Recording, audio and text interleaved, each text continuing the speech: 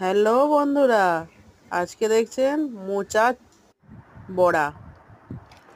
প্রথমে মোচাটাকে কুচিয়ে নিয়ে সেটাকে সিদ্ধ করে নিতে হবে।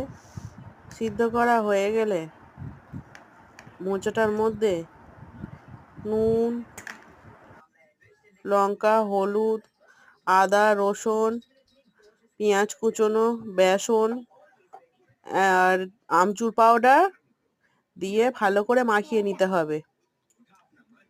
ভালো করে মাখিয়ে নিয়ে বড়ার আকারে করে রেখে দিতে হবে। রেখে দেওয়ার পরে ফ্রিজে খানিকক্ষণ রেখে দিন। রেখে দেওয়ার পরে তারপরে তেলে ভাজুন।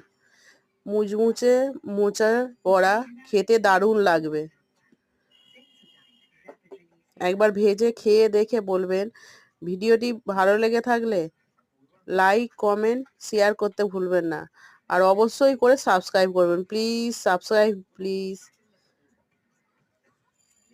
আমিও বলবো। আমিও